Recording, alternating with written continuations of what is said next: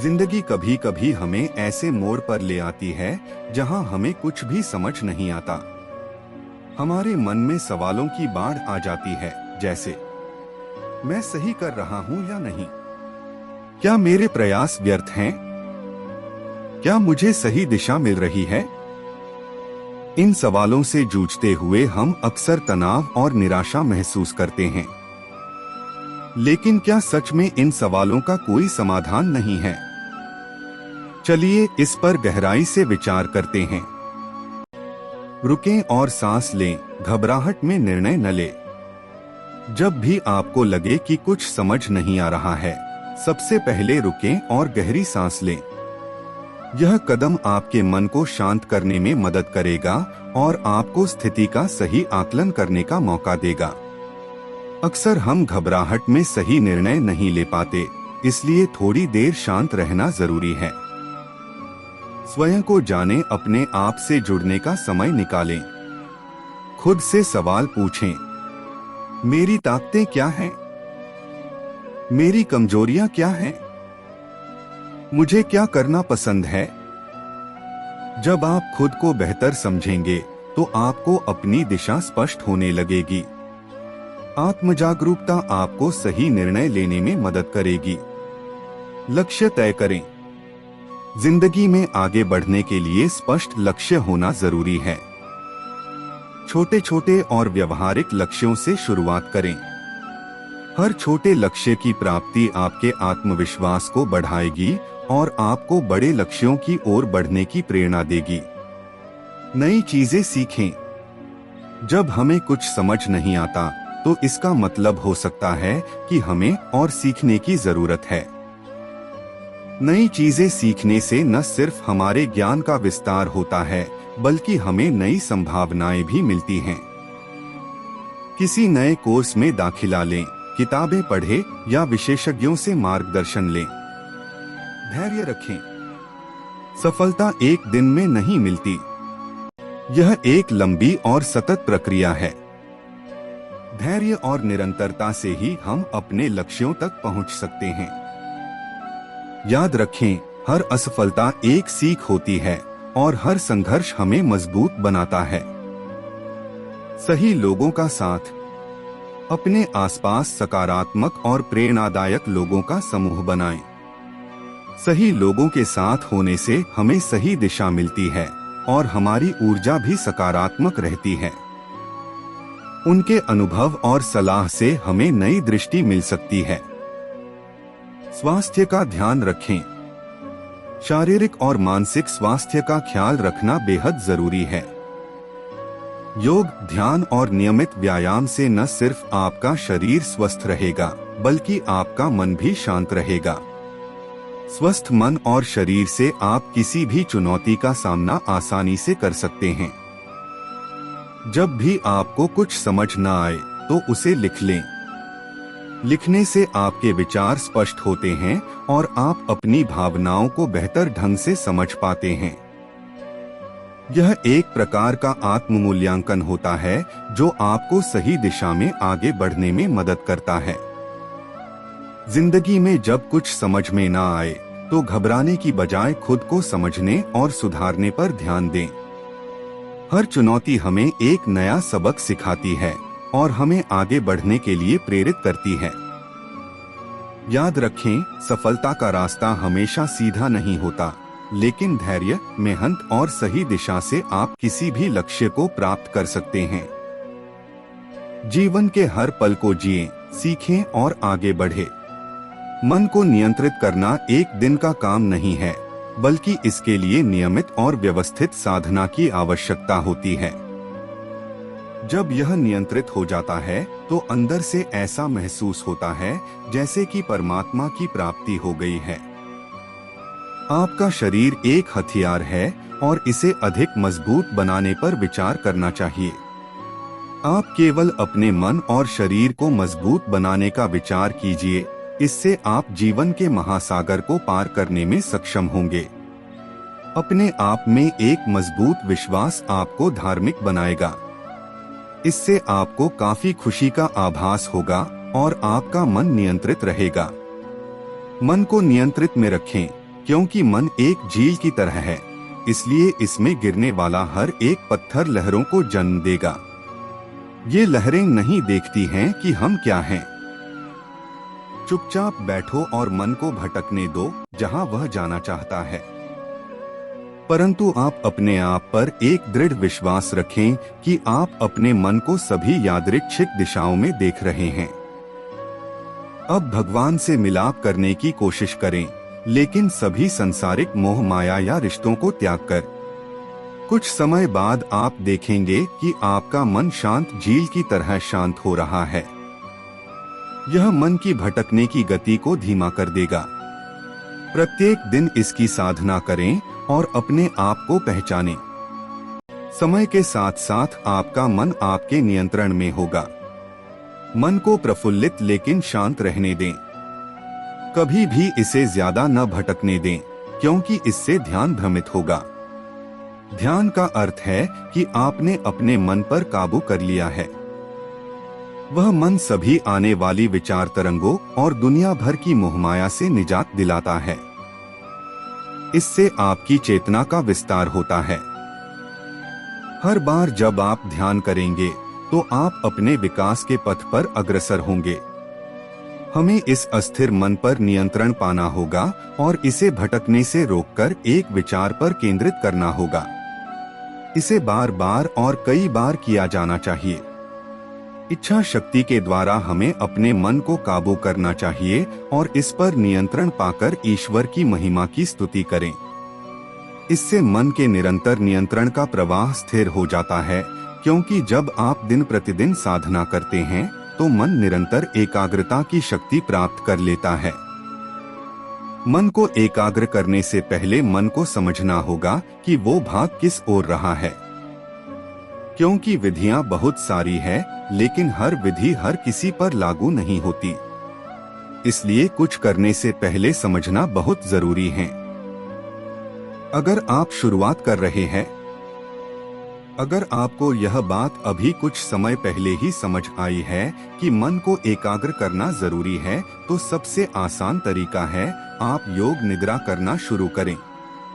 यह बिल्कुल आसान तरीका है।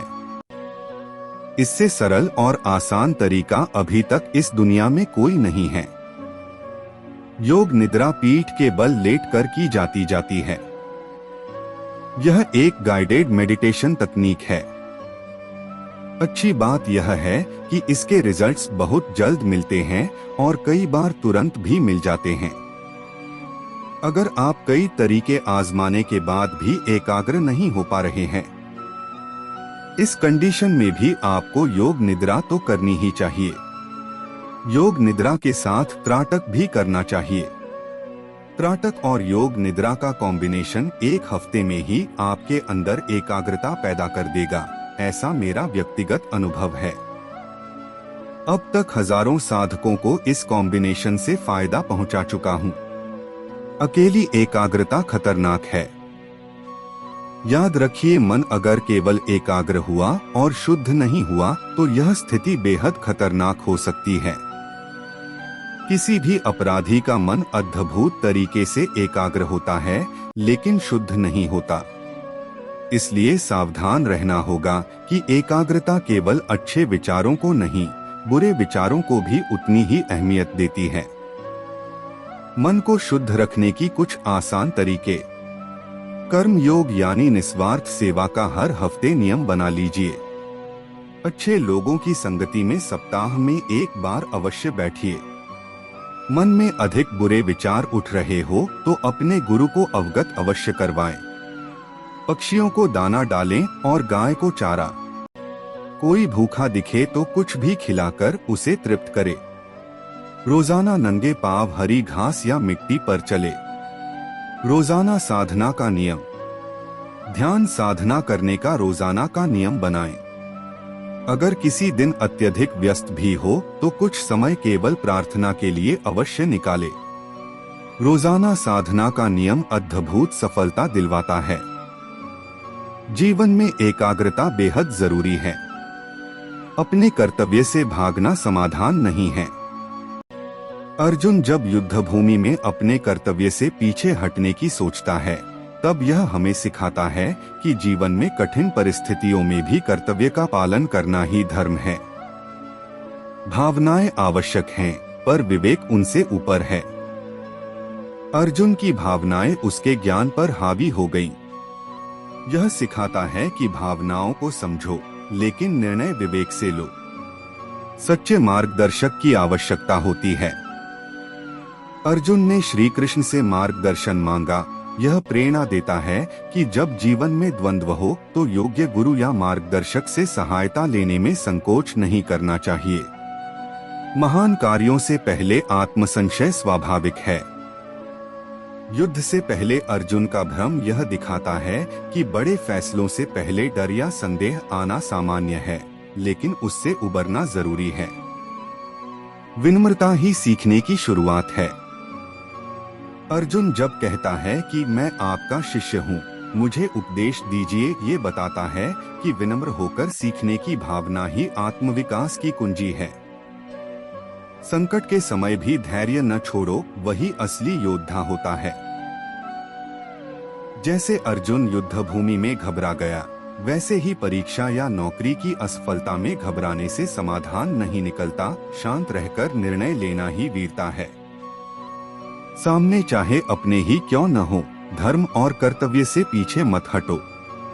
यदि किसी कंपनी में भ्रष्टाचार है और उसमें आपके मित्र शामिल हैं, तो भी सही का साथ देना ही धर्म है। मनुष्य का सबसे बड़ा शत्रु उसका मोह होता है। अर्जुन को अपने रिश्तेदारों का मोह युद्ध से रोक रहा था। वैसे ही हम कभी रिश्तों के मोह में गलत निर्णय ले लेते हैं। भावनाएं अगर विवेक पर हावी हो जाएं, तो पतन निश्चित है। गुस्से में लिया गया निर्णय बाद में पछतावा बन जाता है, जैसे अर्जुन भावुक हो गया और हथियार छोड़ दिए। बड़े फैसलों से पहले डर आना सामान्य है, लेकिन उससे बाहर निकलो। कोई नया बिजनेस शुरू करने से पहले डर लगता है, लेकिन जो डर से ऊपर उठता है वही सफल होता है। धर्म वह नहीं जो आराम दे, धर्म वह है जो सत्य का साथ दे। सच बोलना कठिन होता है, परंतु वही आत्मा को शांति देता है। कभी भी सिर्फ परिणाम देखकर निर्णय मत लो, पहले कर्तव्य देखो। डॉक्टर का ऑपरेशन असफल हो सकता है, लेकिन वह जान बचाने की कोशिश जरूर करेगा, वही उसका कर्तव्य है। कर्तव्य से भागना आसान लगता है, लेकिन आत्मा जानती है कि तुम गलत कर रहे हो। नौकरी में धोखा देना आसान हो सकता है, लेकिन आत्मा में बेचैनी बनी रहेगी। जो अपने संदेहों से ऊपर उठता है, वही महानता को छूता है। अब्दुल कलाम जी को शुरुआत में नौकरी नहीं मिली, लेकिन संदेह छोड़कर वे वैज्ञानिक बने। गुरु या मार्गदर्शक की शरण में जाना कमजोरी नहीं, बुद्धिमानी है। अर्जुन ने श्री कृष्ण से ज्ञान मांगा, वैसे ही छात्रों को मार्गदर्शन लेने में झिझक नहीं करनी चाहिए। जो अपने भावनात्मक दर्द को समझता है, वही सच्चे समाधान की ओर बढ़ता है। अर्जुन ने अपने शोक को स्वीकार किया। जैसे ही हम अपने डर या उदासी को स्वीकार करते हैं, तभी उससे बाहर निकलने की शुरुआत होती है। सबसे कठिन संघर्ष आत्मा और मन के बीच होता है। जब करियर और परिवार में टकराव होता है, तो आत्मा कुछ कहती है और मन कुछ और। इस द्वंद्व को समझना जरूरी है। स्थिति कोई भी हो, निर्णय लेने की जिम्मेदारी तुम्हारी ही होती है। अर्जुन को श्री कृष्ण ने मार्गदर्शन दिया, पर निर्णय उसी ने लिया। वैसे ही सलाह ली जा सकती है, लेकिन कदम खुद उठाना होता है। विचारों में स्पष्टता लाना जीवन को दिशा देने से पहले जरूरी है। बिना यह तय किए कि जीवन में क्या चाहिए, आप सही कॉलेज, नौकरी या रिश्ता नहीं चुन सकते। मन अगर भ्रमित हो, तो समय निकालकर रुक जाना समाधान है। अर्जुन युद्ध से पहले रुका। आप भी जब उलझन में हो, तुरंत निर्णय न लें, थोड़ा रुकें, सोचें। जिन्हें हम अपना मानते हैं, वही कभी कभी सबसे बड़ा परीक्षण बनते हैं। अर्जुन को अपनों से युद्ध करना पड़ा। रिश्तों में निर्णय लेना कभी कभी नैतिक स्तर पर चुनौतीपूर्ण हो सकता है। अपने लिए लड़ना स्वार्थ नहीं होता, जब बात आत्मसम्मान की हो। किसी रिश्ते में अगर आपकी सीमाएं बार बार तोड़ी जा रही हों, तो आवाज उठाना जरूरी है। जो निर्णय आज कठिन लगते हैं, वही भविष्य में आपकी रीढ़ बनते हैं। युद्ध का निर्णय आज पीड़ा देता है, पर वही अर्जुन को महान बनाता है। असली शक्ति बाहरी नहीं, आंतरिक होती है। अर्जुन के पास धनुष था, पर आत्मबल नहीं, उसी से युद्ध नहीं हुआ। आत्मबल के बिना बाहरी संसाधन व्यर्थ हैं। मौन भी एक उत्तर होता है, जब शब्द असमर्थ हों। अर्जुन के मौन ने श्री कृष्ण को बोलने को प्रेरित किया। कभी कभी चुप रहना ही सबसे मजबूत जवाब होता है। शांति पाने के लिए पहले मन के तूफान को समझना पड़ता है। बिना भावनाओं को स्वीकारे कोई ध्यान में बैठ नहीं सकता, पहले उन्हें समझो। कभी कभी सबसे बड़ा युद्ध अपने ही विचारों से होता है। क्या ये सही है? क्या मुझे करना चाहिए? ऐसे सवालों का सामना करना ही साहस है। महान कार्य के पहले भ्रम होना उसके महत्व का संकेत है। आप जो काम कर रहे हैं, अगर वह डराता है, तो समझो वह जीवन बदलने वाला है। अपने मन को समझना आत्मज्ञान की पहली सीढ़ी है। अर्जुन जब अपने मन की बात श्री कृष्ण से कहता है, वह आत्मज्ञान का आरंभ होता है। जिस क्षण तुम मार्गदर्शन मांगते हो, ब्रह्म ज्ञान शुरू होता है। मैं आपका शिष्य हूँ कहकर अर्जुन एक साधक बन गया। सीखने की विनम्रता ही ज्ञान का द्वार है। मोह से ऊपर उठना ही योग है। हम जब अपने लाभ या रिश्तों के मोह में फंसते हैं, तो निर्णय पक्षपाती हो जाते हैं। योग संतुलन सिखाता है। धर्म वह नहीं जो सबको खुश करे, धर्म वह है जो सत्य के साथ हो। कभी सत्य बोलने से अपनों को बुरा लगे, तब भी वही धर्म है। एक ही निर्णय जीवन की दिशा बदल सकता है, सोच समझ कर लो। अर्जुन का मैं युद्ध नहीं करूंगा कहना संपूर्ण गीता का कारण बना। हर निर्णय महत्वपूर्ण है। दुनिया की सबसे बड़ी लड़ाई मैं और मेरा से निकलने की है। मेरे गुरु मेरे भाई कहकर अर्जुन पीछे हटता है। जब मैं मिटता है, तभी विराट दृष्टि आती है। मूल्य बदल सकते हैं, पर कर्तव्य नहीं। समय और स्थिति बदल सकती है, पर सही और गलत की पहचान में स्थिरता जरूरी है। सच्ची भावना व्यक्त करने से समाधान की शुरुआत होती है। अर्जुन ने अपने भय और मोह को छिपाया नहीं, जिससे श्री कृष्ण ने गीता का ज्ञान देना शुरू किया। आदर्श स्थिति की प्रतीक्षा न करो, जो है उसी से शुरुआत करो। युद्ध की भूमि आदर्श नहीं थी, पर वही अर्जुन के आत्मबोध का स्थान बनी। मूल्य बदलने नहीं चाहिए, भले ही परिस्थिति बदल जाए। अर्जुन के लिए रिश्ते बदल गए, पर उसे धर्म से हटना नहीं था। निर्णय लेने के लिए पहले भावनाओं को शांत करना जरूरी है। जैसे तूफान के बीच नाव नहीं चलती, वैसे ही क्रोध या मोह में निर्णय नहीं लिया जाना चाहिए। दुख को दबाने से नहीं, समझने से मुक्ति मिलती है। अर्जुन ने दुख को स्वीकारा, तभी वह ज्ञान के लिए तैयार हुआ। जिसे तुम हार समझते हो, वही ज्ञान की शुरुआत हो सकती है। अर्जुन का हथियार छोड़ना उसकी पराजय नहीं, आत्मचिंतन का आरंभ था। सबसे बड़ी जिम्मेदारी अपने ऊपर है, दूसरों पर नहीं। श्री कृष्ण ने अर्जुन को जिम्मेदारी खुद लेने को कहा।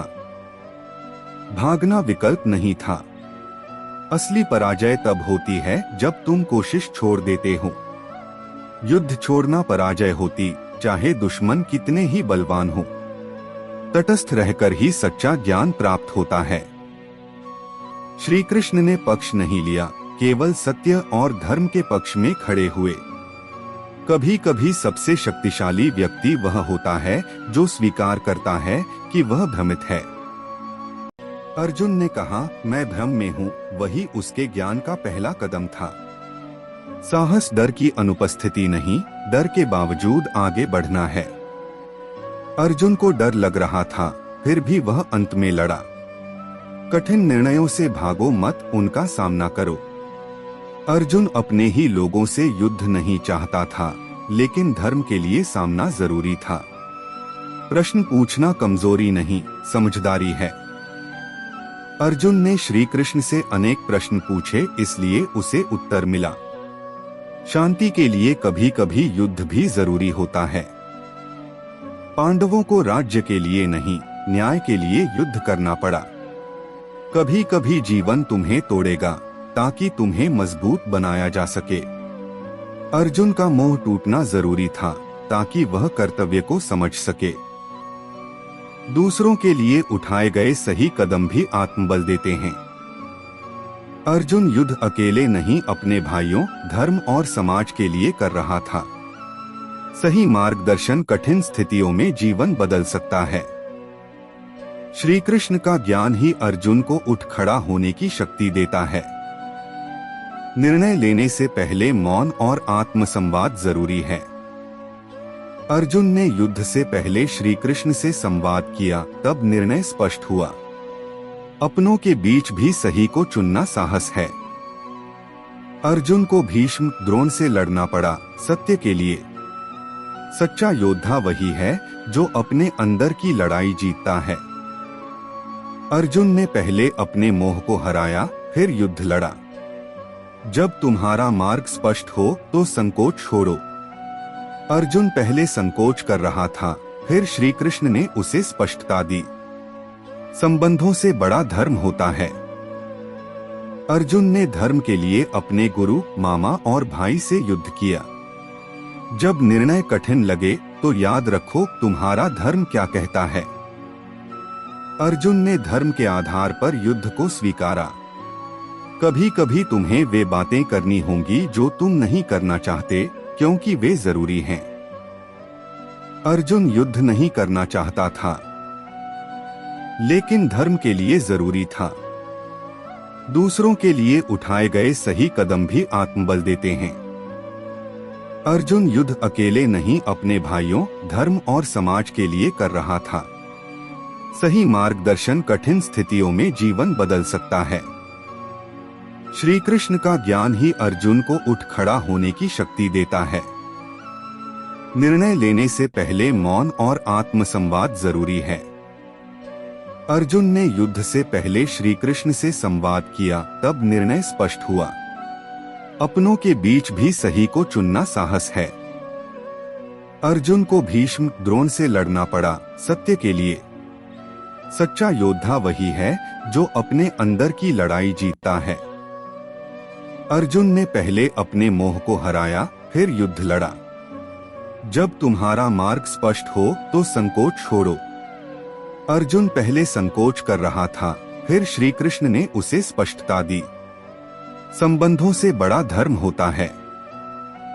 अर्जुन ने धर्म के लिए अपने गुरु, मामा और भाई से युद्ध किया। जब निर्णय कठिन लगे तो याद रखो तुम्हारा धर्म क्या कहता है। अर्जुन ने धर्म के आधार पर युद्ध को स्वीकारा। कभी कभी तुम्हें वे बातें करनी होंगी जो तुम नहीं करना चाहते, क्योंकि वे जरूरी हैं। अर्जुन युद्ध नहीं करना चाहता था, लेकिन धर्म के लिए जरूरी था। अर्जुन का विषाद इस बात से उत्पन्न हुआ कि वह युद्ध के लिए तैयार नहीं था, क्योंकि उसे यह समझ में नहीं आ रहा था कि अपने ही रिश्तेदारों, गुरु और सगे संबंधियों के खिलाफ युद्ध क्यों किया जाए। उसे यह भी समझ में नहीं आ रहा था कि युद्ध में भाग लेकर वह क्या हासिल करेगा। अर्जुन का यह मानसिक संघर्ष सामान्य मानवता को दर्शाता है। हम सभी को कभी न कभी ऐसी स्थिति का सामना करना पड़ता है जहां हम अपने उद्देश्य या कार्य से संकोच करने लगते हैं, क्योंकि हम किसी और को नुकसान नहीं पहुंचाना चाहते। भगवान श्री कृष्ण ने अर्जुन को यह समझाया कि हमें अपने कर्तव्यों से भागना नहीं चाहिए, बल्कि उन्हें निभाना चाहिए। चाहे परिस्थिति कैसी भी हो, हमें अपने स्वधर्म का पालन करना चाहिए, क्योंकि यही जीवन का वास्तविक उद्देश्य है। आत्मा का शाश्वत सत्य तुम न शरीर हो न मस्तिष्क। भगवान श्री कृष्ण ने अर्जुन से कहा कि तुम न तो शरीर हो न मस्तिष्क, तुम तो आत्मा हो जो न तो जन्मती है न मरती है। आत्मा शाश्वत है। जो कुछ भी तुम्हारे सामने है वह शरीर और भौतिक रूप में दिखने वाली चीजें हैं, लेकिन तुम असल में आत्मा हो। आत्मा का अस्तित्व शाश्वत है और किसी भी प्रकार से नष्ट नहीं हो सकता। हमें शारीरिक और मानसिक स्थितियों से परे जाकर आत्मा के दृष्टिकोण से देखना चाहिए। जो स्थिति हम अब तक समझते थे वह केवल अस्थायी और भौतिक थी। आत्मा का अस्तित्व शाश्वत है और यह हमें जीवन की असली प्रकृति को समझने में मदद करता है। यही ध्यान और साधना की दिशा है। कर्तव्य का पालन, निष्कलंक कर्मयोग। भगवान श्री कृष्ण ने अर्जुन को यह भी उपदेश दिया कि हमें अपना कर्तव्य बिना किसी स्वार्थ और फल की इच्छा के करना चाहिए। कर्म से हमारा उद्देश्य केवल दूसरों की सेवा करना होना चाहिए, न कि किसी निजी लाभ की प्राप्ति। यह निष्कलंक कर्म का रास्ता है जो आत्मा की शांति और उन्नति की ओर ले जाता है। निष्काम कर्म का महत्व। भगवान श्री कृष्ण ने अर्जुन को यह बताया कि कर्म करते समय परिणामों की चिंता छोड़ दो। जब हम अपने कर्मों को बिना किसी अपेक्षा के करते हैं तो हमें आत्मिक संतोष मिलता है और यह कर्म योग की प्रक्रिया का हिस्सा है। धर्म और अधर्म का भेद। श्री कृष्ण ने अर्जुन से कहा कि तुम्हें यह निर्णय करना है कि तुम धर्म के अनुसार चलोगे या अधर्म के अनुसार। तुम्हारा धर्म इस समय युद्ध करना है और यही तुम्हारी आत्मा का उद्देश्य है। यदि तुम युद्ध नहीं करोगे तो तुम न केवल अपने कर्तव्य से भागोगे बल्कि समाज और धर्म का भी उल्लंघन करोगे। हमेशा यह समझें कि हमारे कर्म का पालन हमारे धर्म से जुड़ा हुआ होता है। यदि हम अपने धर्म का पालन नहीं करते हैं तो हम स्वयं को और समाज को नुकसान पहुंचाते हैं। धर्म का पालन न केवल समाज के कल्याण के लिए आवश्यक है बल्कि यह हमारी आत्मा के लिए भी महत्वपूर्ण है। भय और संकोच से मुक्त होना। अर्जुन ने युद्ध से पहले जो भय और संकोच महसूस किया वह सभी मानवों का सामान्य मानसिक प्रतिक्रिया है।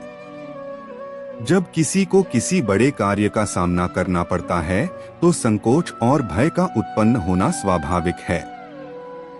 श्री कृष्ण ने अर्जुन को यह समझाया कि डर केवल भ्रम है और यह हमारी मानसिकता का हिस्सा है, लेकिन असल में हमें अपने भय को नष्ट करना चाहिए और अपनी शक्ति को पहचानना चाहिए। भगवान श्री कृष्ण के ये उपदेश हमें जीवन के हर क्षेत्र में सुधार लाने के लिए प्रेरित करते हैं। भगवान ने गीता में हमें यह सिखाया कि जीवन में सफलता और संतुलन केवल हमारे कर्म, मानसिक शांति और आत्मा की जागरूकता पर निर्भर करते हैं।